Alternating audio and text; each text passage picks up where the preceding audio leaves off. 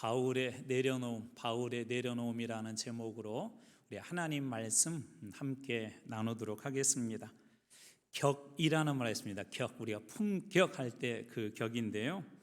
본래 이 격이라는 말은 가지치기를 한 나무를 뜻하기 위해서 만든 글자라고 합니다. 가지치기. 그래서 이 가지치기 한 그 나무를 뜻하기 위해서 만든 글자인데, 이것이 나중에 점차적으로 이 의미들이 확대되어지면서 바로잡다, 고치다라는 그런 의미를 갖게 되었고요. 그러다 보니까 이 격자는 가지치기한 나무처럼 잘 다듬어진 사람의 인생이나 인격을 뜻하기도 합니다. 그래서 원래 이 격이라는 게 나무목에다 각각이 쓰였거든요. 그래서 이 나무의 가지를 이렇게 잘 쳐서 잘 만들어 놓은 거, 그래서 격이 있다 그러잖아요. 어떤 것들 참 저 사람 격이 있는 사람이다 라고 그렇게 이야기하는데, 사람도 격이 있지만 우리 일이나 사역도 격이 있습니다. 일이나 사역, 그 사람의 어떤 일, 그리고 그 사람의 어떤 사역도 격이 있습니다. 신수정 씨가 쓴 일의 격에 나오는 내용인데요, 그곳에 몇 가지 중요한 문구만 제가 한번 가져와 봤습니다. 세상은 자신의 꿈이 선명한 사람을 따른다. 이 격 있는 사람들의 특징 중에 하나는 뭐냐면 꿈이 선명하대요. 꿈이 분명하대요. 그 다음에 두 번째로, 우리 같은 보통 사람들의 성공 비결은 단순하다. 나이가 먹어도 꾸준히 실행하는 것이다. 꾸준히 실행하는 것, 이거 중요하다고 하고요. 그다음 세 번째, 주인공은 어떤 사람인가? 그 스토리에서 가장 잘 갈망하는 사람이라고 한다. 주인공은 어떤 사람이냐면 갈망하는 사람, 그 이야기에서 가장 갈망하는 사람, 그 사람이 이런 사람들이 일의 격을 가진 사람이라 그렇게 이야기합니다. 이 책에서 제가 느낀 점은 사역도 이런 격이 있다는 거예요. 사역에도. 그래서 사역에 격이 있는 사람들을 보면 첫 번째 꾸준함이 있고, 그 다음에 두 번째 꿈이 있고, 또 거기에 대한 갈망이 있고, 그리고 저희들 계속 한번 나눴었는데 핵심 가치, 중요한 그런 가치를 가지고 있는 사람들은 격이 있습니다. 실제로 바울의 삶을 보면 꾸준함이 있었고, 꿈이 있었고, 갈망이 있었고, 또 바울의 중요한 그 신앙의 핵심 가치가 있었죠. 꾸준함을 예를 들자면 사도행전에 오면 바울의 그 행전, 복음을 전하는 것들이 멈추지 않고 이 산을 넘든지 풍랑을 이는 그런 바다 같은 그런 곳을 지나든지 할지라도 이 복음을 전하는 일을 꾸준하게 바울이 하지 않습니까? 그리고 사도 바울의 꿈이 뭐였죠? 예수님이 가졌던 꿈, 땅끝까지 이르러 복음을 전하라 했는데, 이 바울이 로마까지, 당시 로마는 바울에게 있어서는 땅끝이었어요. 이 땅끝까지 가서 복음을 전하는 그런 꿈을 가지고 있었던 사람이었었고, 그에게는 갈망이 있었죠. 복음에 대한 갈망. 그래서 나의 목숨을 조금 더 귀한 것으로 여기지 않고 나는 이 복음을 전하는 일, 그걸 갈망한다고 그렇게 이야기합니다. 그리고 그에게는 핵심이 있었죠. 그의 그 삶의 핵심, 복음의 핵심, 예수가 그리스도라는 이 사실을 사도 바울은 늘 품고 사는 그런 사람이었습니다. 그래서 일에만 격이 있는 것이 아니라 이 하나님께서 맡겨진 그 사역에도 격이 있습니다. 우리 찬양팀도 있고, 우리 교회 안에 성가대도 있고, 우리 교사들 있고, 여러분들이 계시는데, 저는 여러분들의 그 사역이 격이 있는 그런 삶이 되기를 축원합니다. 그렇다면 오늘 이 본문에서 진짜 이 격을 격되게 한 그런 바울의 근본적인 가장 중요한 정신이 무엇인지 오늘 말씀을 통해서 한번 살펴보려고 합니다. 오늘 말씀은 사도 바울이 3차 선교 보고에 관한 이야기입니다. 3차 선교. 그래서 1차, 2차를 마무리하고 3차 선교를 마무리하고 예루살렘에 도착하여서 이제 그 이야기로 오늘 본문의 말씀이 시작되어지는데, 예루살렘의 믿음의 형제들이 바울과 그 일행을 환영을 하고, 그 다음날 야고보를 비롯한 예루살렘 지도자들 앞에서 선교 보고를 하는 그 장면입니다. 오늘 우리가 읽었던 말씀의 19절입니다. 바울이 문안하고 하나님이 자기 사역으로 말미암아 이방 가운데서 하신 일을 낱낱이 말하니, 중요한 그 부분이 이방 가운데에서 하신 일이에요. 이방 가운데 하신 일. 이 사도 바울이 지금 예루살렘과 그 다음에 지도자들, 예루살렘 교회와 그 지도자들 앞에서 교회 앞에 선교 보고를 하는데, 이방 선교를 했잖아요. 바울은 이방 선교, 베드로는 유대인 선교를 했는데, 이방 선교를 했던 이 3차 때 있었던 일들을 낱낱이 이렇게 그거에 대해서 보고를 했다는 거예요. 그동안 사도 바울의 1차, 2차, 3차 이 전도, 이 선교를 보게 되면 정말 대단한 여정이었습니다. 간략하게 정리하자면 1차 선교는 대략 AD 47년에서 49년까지 한 2년 동안, 만 한 2년 동안의 선교를 했는데요. 대략적으로 학자들이 한번 그 선교 여정을 계산을 해보니까 2240km를 걷거나 배를 타고 다니면서 선교를 했대요. 2240km. 특별히 1차 선교 중요한 의미는 뭐냐면 교회 역사상 교회가 사도행전에 세워지고 첫 번째 선교사를 바울과 바나바를 파송해서 선교를 했다는 데 아주 중요한 의의가 있습니다. 그래서 복음이 예루살렘에서 유대로 사마리아까지는 빌립 집사님을 통해서 전해졌잖아요. 근데 이제 그 사마리아를 넘어서 이방 선교로 실제적인 선교사를 파송하는 첫 번째 가장 중요한 그런 의의가 있는 게 1차 선교였습니다. 그리고 2차 선교는 AD 49년에서 52년 대략 한 3년 동안이었는데 이때도 대략 한 2240km 정도를 이렇게 움직였다고 합니다. 특별히 2차 선교가 중요한 그 의미가 하나가 있는데 복음이 아시아에서 유럽으로 넘어갑니다. 유럽으로. 그래서 여러분이 잘 아는 빌립보에도 이 복음이 정해지고 또 우리 고린도 다 마찬가지로 그 유럽의 지역이죠.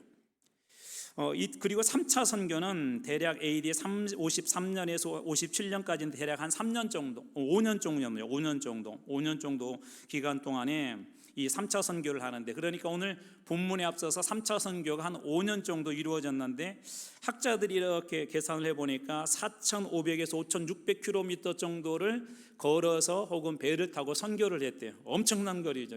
엄청난 거리를 5년 동안 다니면서 선교한 거예요. 그래서 1차, 2차, 3차를 대략 계산해 보면 1만 1000에서 1만 5,000km 정도를 다니면서 사도 바울이 이 선교 사역을 했습니다.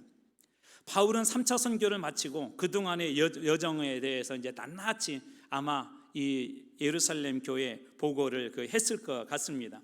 3차 선교는 어디서 시작하냐면요, 사도행전 18장 23절 2차 선교가 끝나자마자 몇 개월 후에 바로 이어지는데, 사도행전 18장 23절에 의하면 얼마 있다가 2차 선교를 마치고 다시 얼마 있다가 바로 3차 선교를 시작했대요.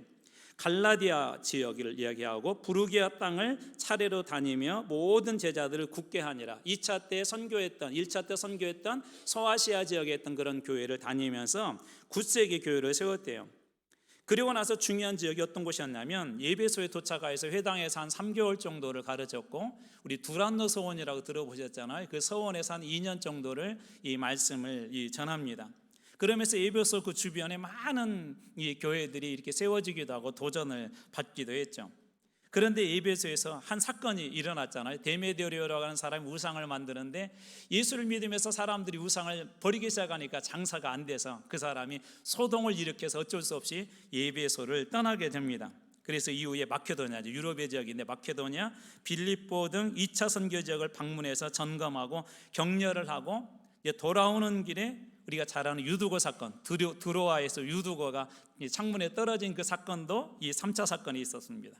그리고 이제 밀레도에서 에베소를 들려야 되는데 오순절과 이방 교회들이 모아졌던 헌금을 예루살렘에 빨리 전달해야 되기 때문에 오순절 전에 돌아가야 되기 때문에 에베소에 들리지 못하고 밀레도에서 장로님들을 불러서 거기에서 부탁의 말씀을 이 사도 바울이 전한 것도 이 3차 이 여행입니다. 전도 여행, 선교 여행입니다. 이후에 돌고 돌아서 드디어 예루살렘에 도착해서 그동안 이제 이런 여정을 이 사도 바울이 보고를 했을 거예요. 정치적으로는 대략 이때가 언제냐면요, 네로라고 하는 황제, 유명한 로마의 황제 있잖아요. 이 황제의 초기입니다. 초기. 이제 막 황제로 등극하여서 이 로마를 다스릴 때, 이게 뭐 아직 핍박은 없었지만 기독교라고 하는 그 종교가 이 유럽까지 아시아에서 활동하기는 아직도 좀 버거운 그런 때였었고요. 그리고 이 3차 선교여행이 의미가 있는 중요한 것은 뭐냐면 첫 번째로 이런 거, 에베소에서 고린도전서를 써서 보냅니다. 나중에 한번 고린도전서 이야기할 때 나누겠지만 고린도 교회에 문제가 발생했음을 그 이야기를 듣고 이 사도 바울이 에베소 지역에서 있을 때 편지를 써서 보낸 게 고린도전서이고, 그리고 마케도니아 지역에서 이 유럽의 지역이죠. 그곳에서 이 고린도후서를 다시 보냅니다. 전서를 보냈는데 해결되지 않은 문제, 또 다른 그런 문제들이 있어서 고린도후서를 보내게 되고, 그리고 이 고린도 지역에 3개월 정도를 이 3차 때 머물렀는데, 그때 이제 가장 유명한 우리 로마서, 성경을 이렇게 막 축약해놓은 교리서의 핵심 중의 핵심, 그 로마서를 쓰게 됩니다. 그러니까 고린도 전후서, 로마서를 말씀을 써서 보내서, 이게 바쁜 여정 중에서도 말씀을 써서 보내는, 어떻게 보면 힘들고 어려운 여정이었었지만 하나님의 말씀이 풍성한 그런 걸 경험했던 그 선교 중에 하나가 바로 이 3차 선교입니다. 그래서 제가 이 말씀을 묵상하다, 하나님은 언제 우리에게 말씀을 풍성하게 해주시는가, 은혜를 주시는가? 여러분, 선교할 때요, 하나님의 복음을 전할 때 하나님께서 이 사도 바울의 여러 가지 고민과 걱정이 있었지만 그 가운데 말씀을 풍성하게 주셔야 그 말씀을 가지고 고린도 교회도 격려하고 교훈하고, 또 이 로마의 교회에도 이 편지를 써서, 말씀을 써서 그렇게 보내게 하신 것입니다. 이렇게 멋진 선교 보고를 들은 야고보, 야고보는 예루살렘 교회, 오늘날로 얘기하면 대표 목사, 담임 목사 정도로 생각하시면 됩니다. 그때 당시 예루살렘 교회 대표가 이 야고보였거든요. 그래서 야고보와 교회 지도자들 앞에서 지금 제가 이야기했던 이 선교 보고를 이 사도 바울과 그 일행이 한 것입니다.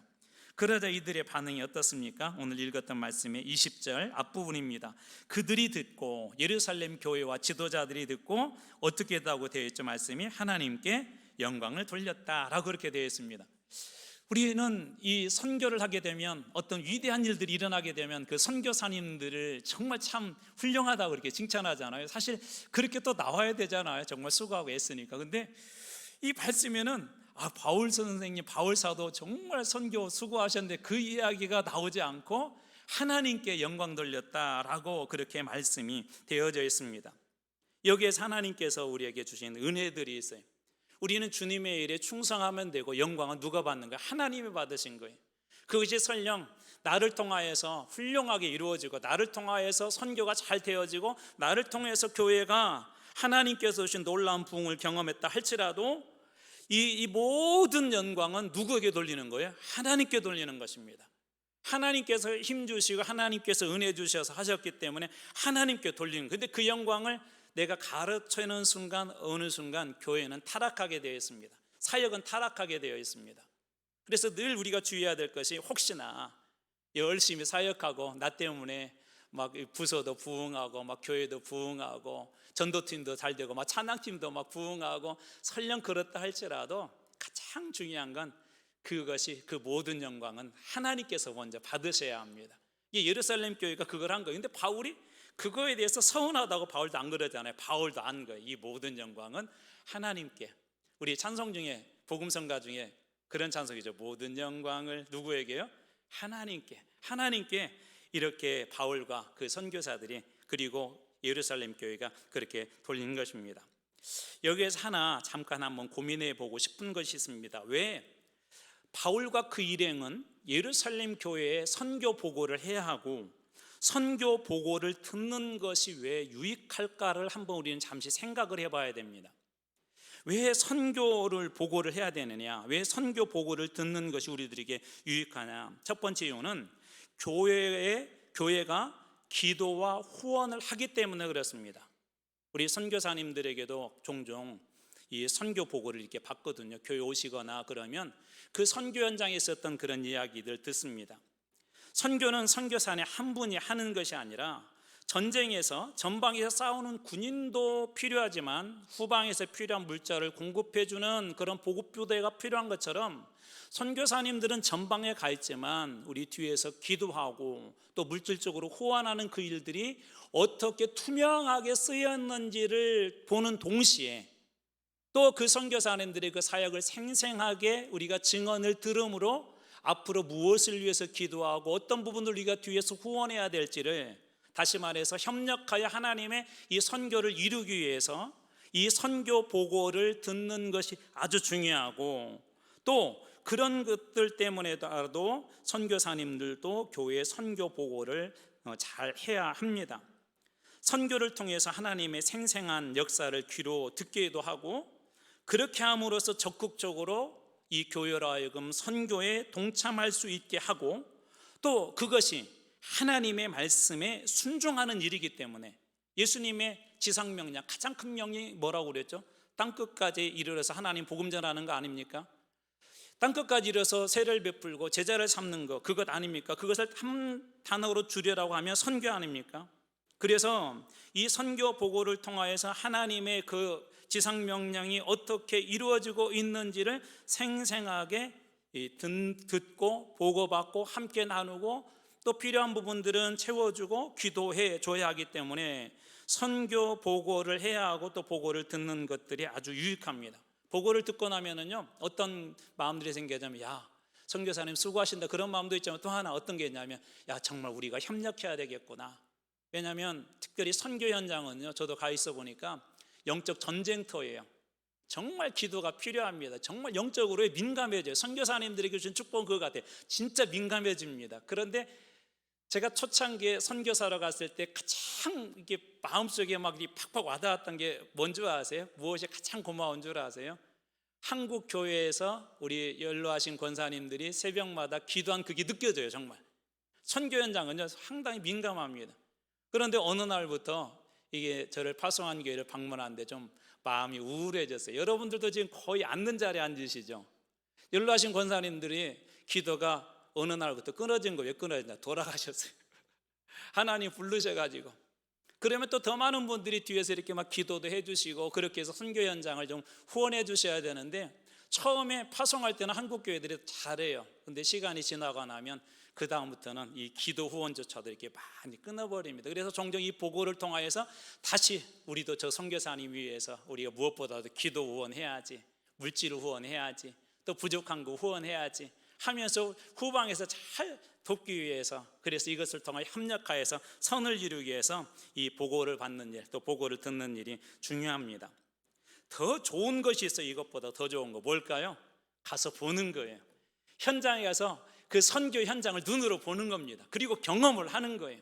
하나님께서 어떻게 만져주고 있는지, 하나님께서 그 저 선교사님을 통하여서 그 지역에서 어떤 일을 하는지 우리 눈으로 보게 되고 경험하게 되면, 하나님의 놀라운 역사를 경험하게 되면 우리의 믿음도 자라고, 하나님은 그 일을 통하여서 더 큰 그런 선교의 일들도 주님께서 감당할 수 있도록 새로운 길들을 자꾸 열어줍니다.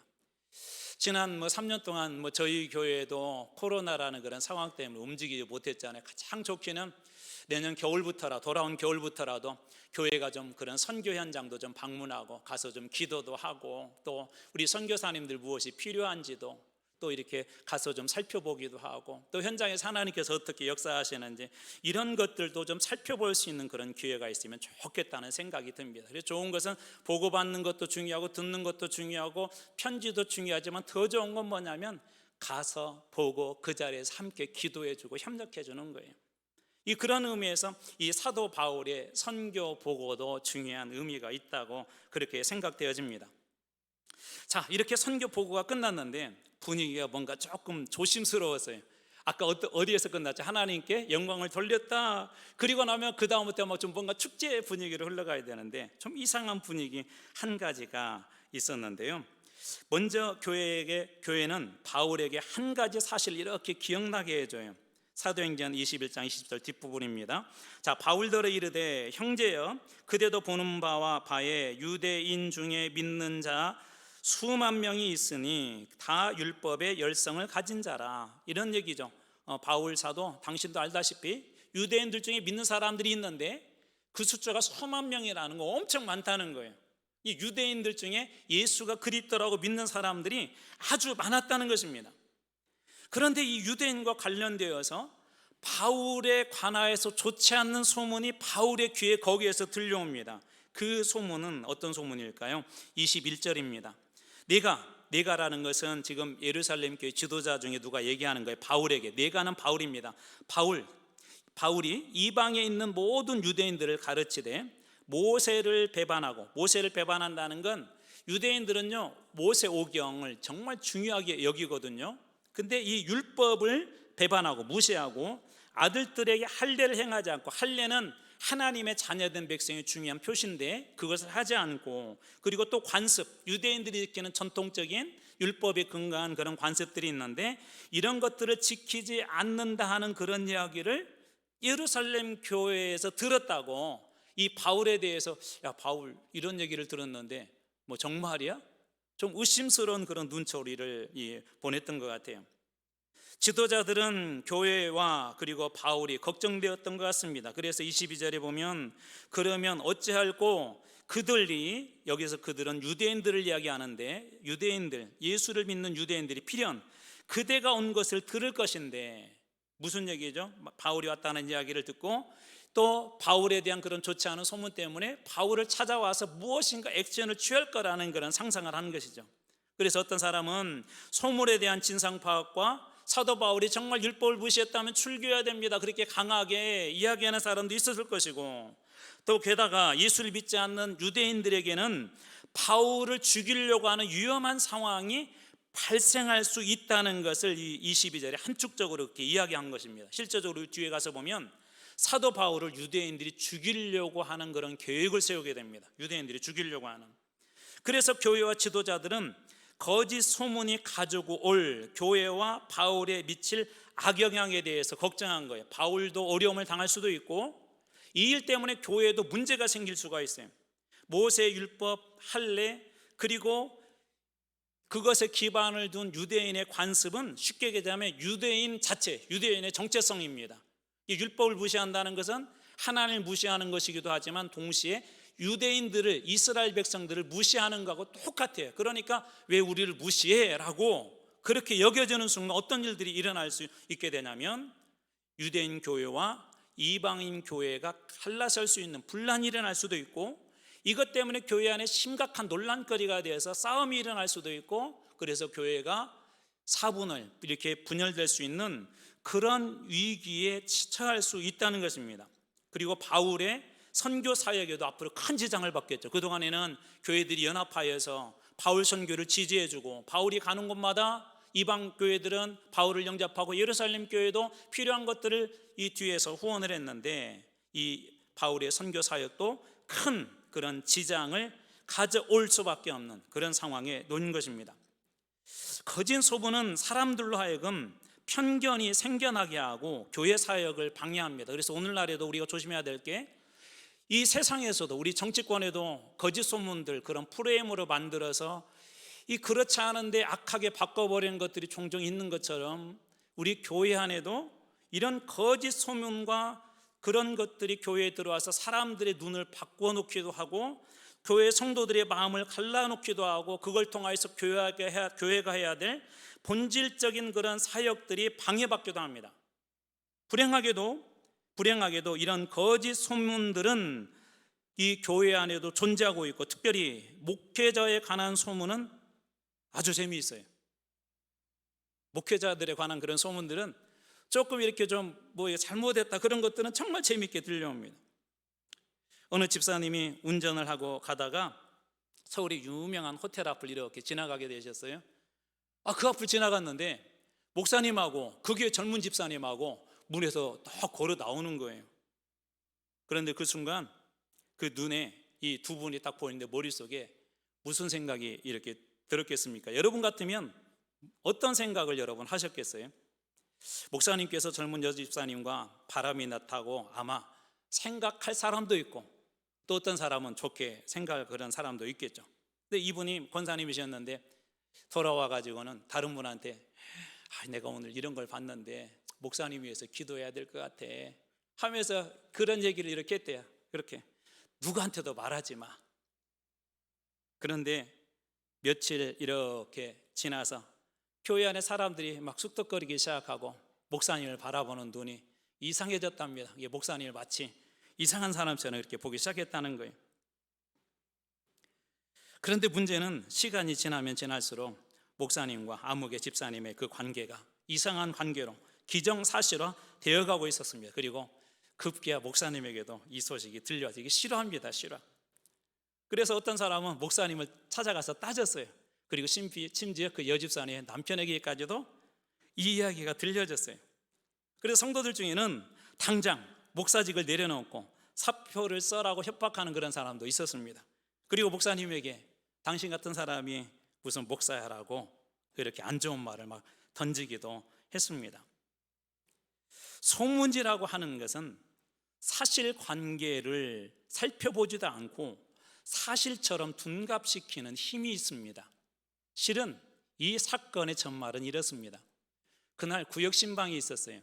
구역신방이 다 끝나고 나서 집사님이 미리 한 분 어느 집사님이 목사님 그동안에 수고하셨으니까 이왕이면 좋은 그런 호텔에 가서 점심 식사를 대접하고 싶어서 구역 식구들을 다 모시고 가서 식사 대접을 한 거예요.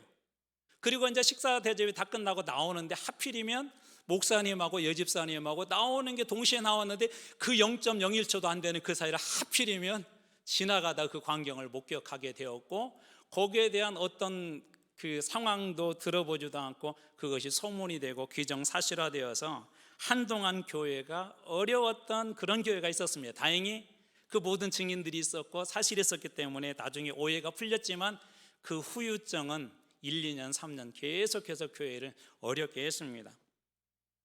하야시 그린이라고 하는 분이 쓴 동화에 이런 동화 제목이 있어요. 그 소문 들었어? 그 소문 들었어. 여러분들 종종 사용하시죠. 야, 너 그 소문 들었냐? 이런 내용이에요.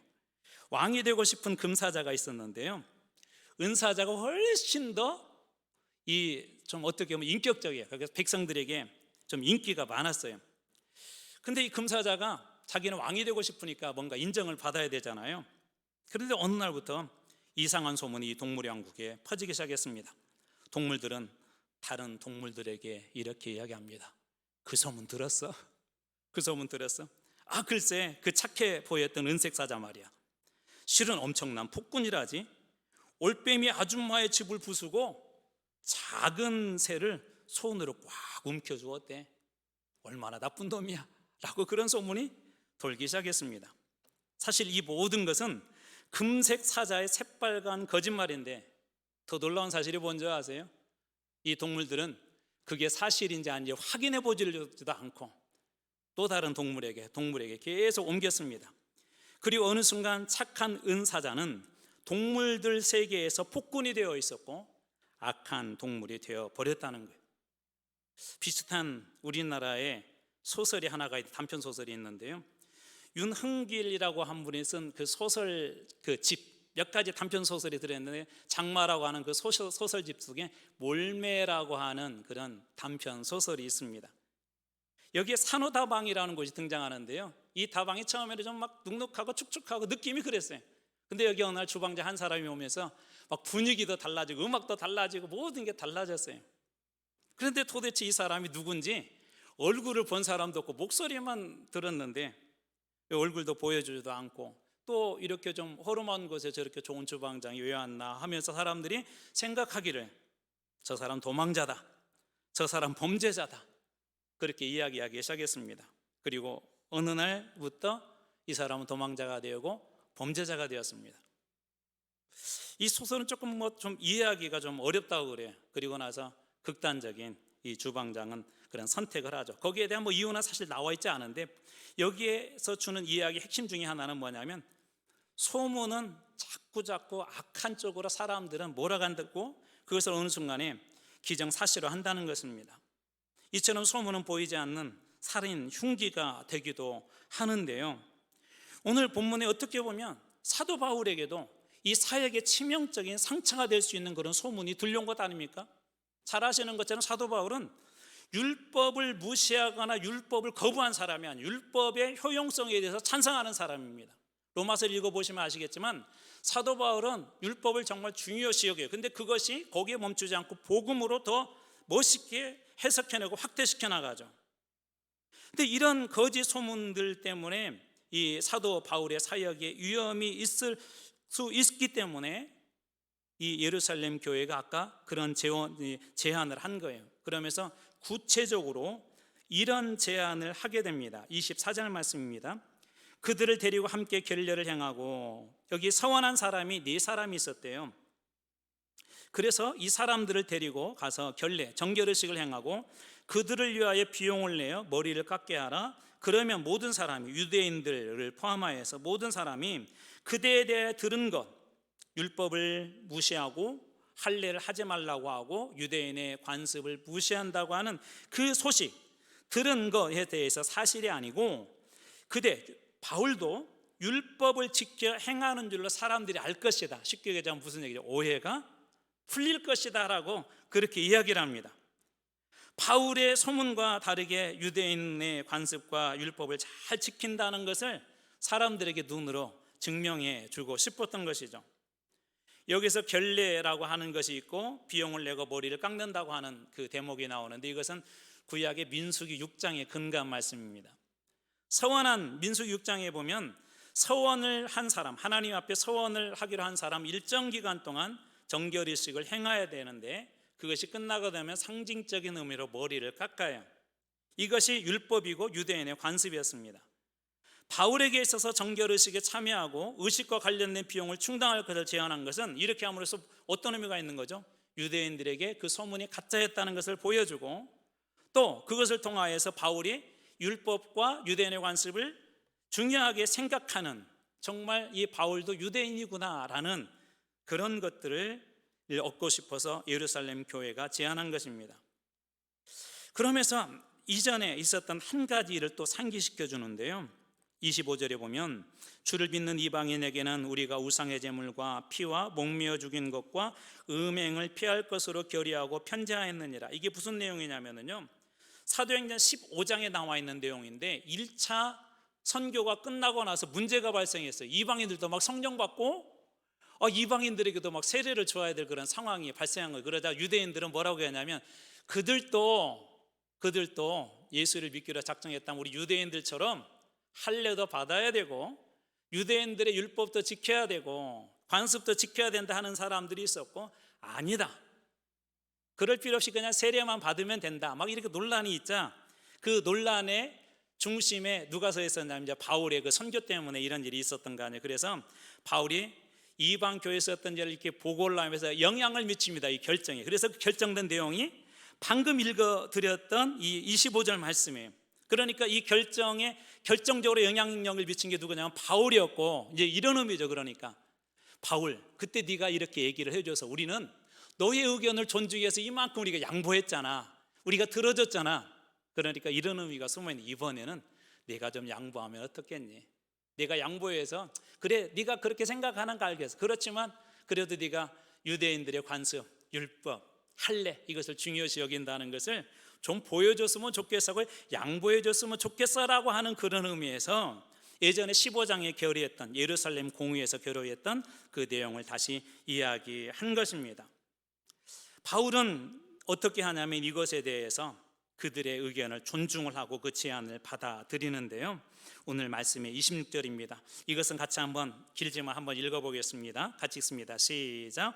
바울이 이 사람들을 데리고 이튿날 그들과 함께 결례를 행하고 성전에 들어가서 각 사람을 위하여 제사 드릴 때까지 결례 기간이 만기된 것을 신고하니라. 바울이 어떻게 했다는 거죠? 결국은 예루살렘 교회의 그 제안을 다 수용했다는 거예요. 다 수용하고 그 정결의식에 참여합니다. 바울은 오늘 말씀에서 보듯이 우리가 어떤 부분들을 이 바울을 통해서 알 수가 있습니까? 첫 번째로는 이런 거예요. 바울은 교회 질서를 지킬 줄 알았어요. 바울은 사실 엄청난 위대한 사도거든요. 바울의 제자들이 엄청 많습니다. 이방 선교 지역은 이 넓은 그 지역에, 수많은 지역에 바울이 세운 교회와 그 힘만 합쳐도 교단을 하나 만들어도 예루살렘 총회보다도 훨씬 더 큰 교단을 만들 수가 있는데, 이 예루살렘 총회가 가장 우위에 있거든. 우리 교단으로 얘기하면 총회죠, 총회.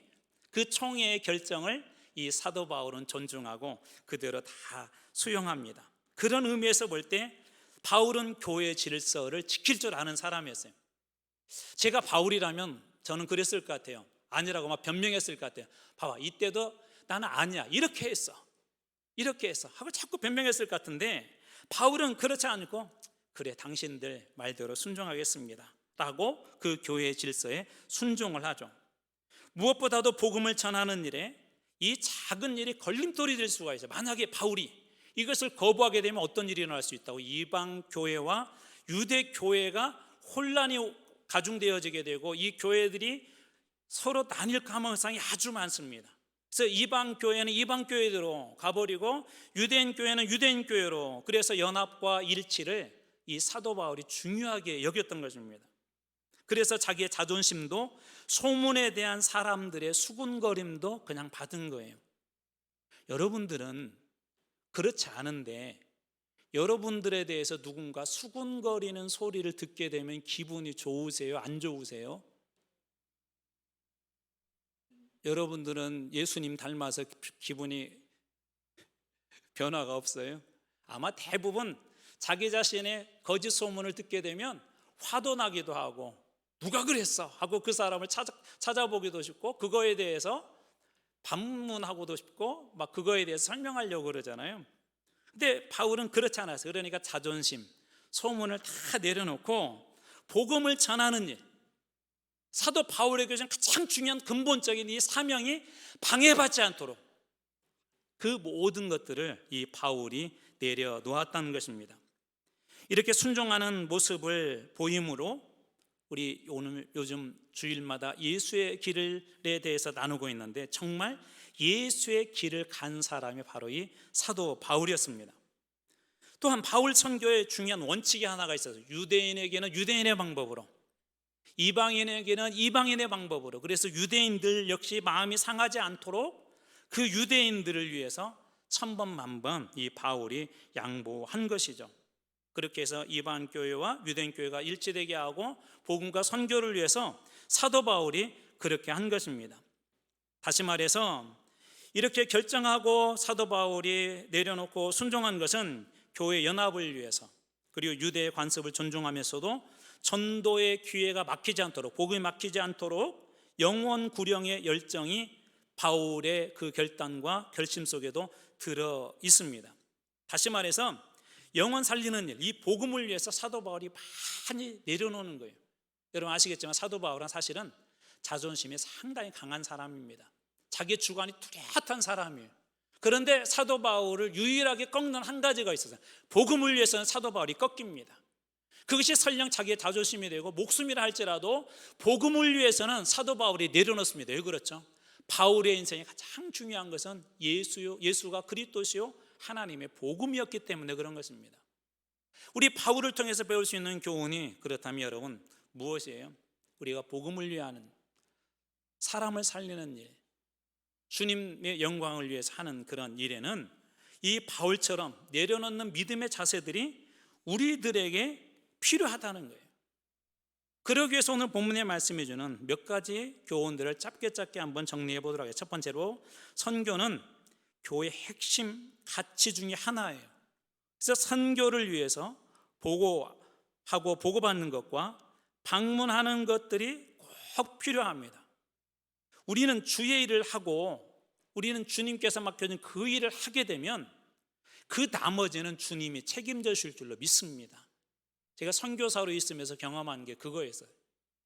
늘 사실은 물질적으로 부족했거든요. 근데 한 번도 부족한 적은 없었습니다. 주님의 일을 위해서 하게 될 때 나머지는 주님이 책임져 주셔요. 왜? 주님의 일이니까. 그걸 만약에 펑크나게 하면 주님의 일들을 어떻게 그 현장에서 감당할 수 있겠습니까? 두 번째, 여러분 교회 안에도 소문이 있어요. 저는 좋지 않은 소문을 내는 교회가 아니라 말씀으로 풍성해지는, 말씀의 소문이 풍성한 그런 교회가 되기를 주님의 이름으로 축원합니다. 그리고 세 번째로 바울 같은 위대한 목사의 선교사도 예루살렘 교회의 결정과 권면을 존중하고 순종합니다. 우리 교회의 중요한 결정들을 하다 보면 종종 저도 마음에 안 들 때가 있어요. 저도 어떤 것들은. 그러나 그것이 교회의 중요한 결정이라면 순종하고 그 질서에 순응한 것도 좋은 믿음의 모습입니다. 아니, 그것이 좋은 믿음입니다. 그리고 네 번째, 복음을 위해서 때로는 자존심, 방법, 생각, 물질, 이 모든 것들을 내려놓을 줄 아는 오늘 바울이 가졌던 바울의 격, 그런 신앙의 격을 저는 여러분 모두가 다 갖기를 주님의 이름으로 축원합니다. 그래서 참 세상 사람들이 한마음교회 성도들을 볼 때마다 참 그 사람들을 예수를 믿어도 참 격 있게 믿는다. 예수 믿는 것은 저렇게 격 있게 믿는 거야. 정말 가지치기가 잘된 나무가 아름다운 것처럼 우리 필요 없는 것들 잘 가지쳐내서 주님 보실 때도 격이 있고 세상 사람들이 볼 때도 격이 있는 그런 주님께서 축복하시고 세상을 복되게 하는 주님의 교회로, 또 주님의 성도들로, 주님의 자녀들로 여러분 모두가 다 그렇게 쓰임받기를 주님의 이름으로 축원합니다. 기도하겠습니다.